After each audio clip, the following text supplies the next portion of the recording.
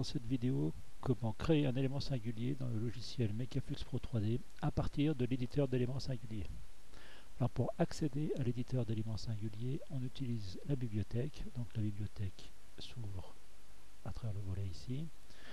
On sélectionne l'icône éditeur éléments singuliers. Alors, on sélectionne. Ceci active l'interface de création d'éléments singuliers. Alors on clique sur Nouveau pour lancer la création d'un nouvel élément.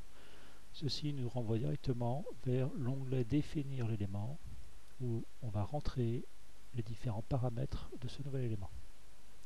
Alors pour cet exemple, nous avons choisi de créer un élément singulier choisi dans un ABAC de la littérature spécialisée. Donc ici, nous avons sélectionné une hotte aspirante avec un coefficient singulier de 0,5. Alors ce qu'il est important de déterminer rapidement dans un élément singulier, c'est la section sur laquelle s'appliquent les calculs. Ici en l'occurrence, la section qui nous intéresse et sur laquelle est appliqué le calcul du coefficient de perte de charge est mentionnée ici par une flèche. Donc on va dire que c'est la section de sortie.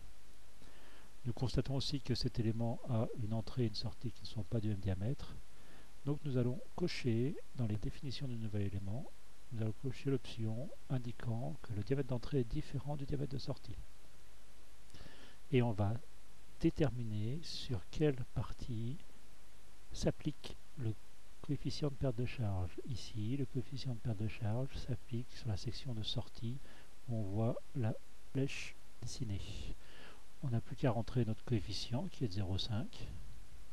Dans notre cas, le coefficient de perte de charge est entièrement déterminé. Nous pouvons passer au réglage du paramètre de diamètre. Alors, notre élément, un diamètre d'entrée qui n'est pas connecté à un réseau, donc il est à l'air libre, on va mettre diamètre d'entrée 0. Et nous, on va dire que cette hotte-là, elle est pour un diamètre de conduite de diamètre 200 mm, pour notre exemple. Voilà, nous devons nommer cet élément, donc on va l'appeler hotte.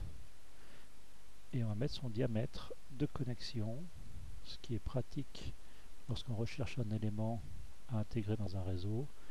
Donc prenez l'habitude de toujours mettre le diamètre de connexion, ça facilite grandement les recherches dans la bibliothèque. Hotte diamètre 200 mm. Et nous allons terminer en choisissant une image pour cette hotte. Donc modifier l'image de l'élément, on va sélectionner l'image qu'on a créée et la voici appliquée pour cet élément. Alors, pour des raisons de représentation purement, on va dire, esthétique, il est préférable de correctement aligner nos images. Nous avons un petit schéma qui indique la position de l'entrée et la position de la sortie. Ici, la direction du fluide n'est pas en correspondance avec l'image. Donc on a un petit outil qui nous permet de pivoter ou bien d'inverser jusqu'à ce que la position soit bien déterminée.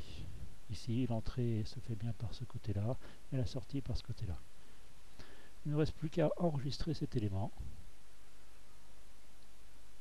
Et voilà, c'est terminé pour cet élément, il a été créé. On peut fermer l'éditeur et nous allons aller dans notre bibliothèque d'éléments singuliers, retrouver notre hotte que nous venons de créer. Donc on va faire un test tout de suite avec. C'est une hotte, donc c'est l'entrée d'un réseau. On va la faire glisser dans l'interface. Ça crée un réseau et ça sert notre hotte directement. Voilà. Alors je peux cliquer sur ma hotte et dire continuer après. Vu que je sais que c'est un diamètre de 200 mm, ça va connecter directement un conduit de diamètre de 200 mm derrière. Alors on va fermer ici pour avoir plus de place. Et on va lui mettre un conduit vertical. Donc je sélectionne pour recentrer la grille et je sélectionne un point au-dessus de la verticale. Valider. Et nous avons donc notre réseau qui commence par la hotte. Nous pourrions lancer un test de perte de charge. Ici, on va faire un test de perte de charge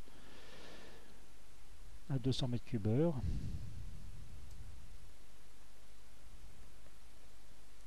On va mettre de fluide, on va dire que c'est de l'air.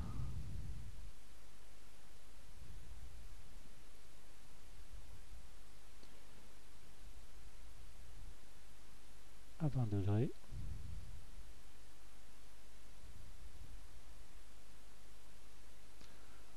On va laisser l'altitude à 0. On repasse à notre schéma. Et donc, on lance la création d'un générateur qui assurera le débit de 200 mètres.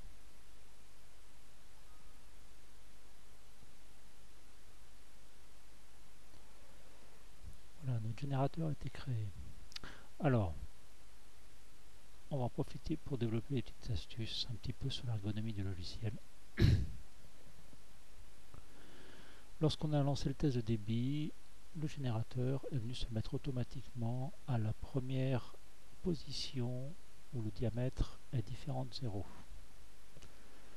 On voit que ça nous gêne un petit peu dans la représentation parce que notre générateur il couvre notre hotte et c'est pas très ergonomique en termes de présentation. Donc on peut très bien saisir le générateur qui s'est créé automatiquement. On va faire couper et on va venir le mettre en bout de conduite.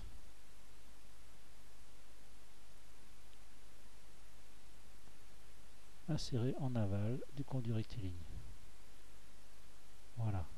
Là, on sera plus à l'aise et plus à même de regarder vraiment ce qui se passe. On pourrait relancer un test à un différent débit.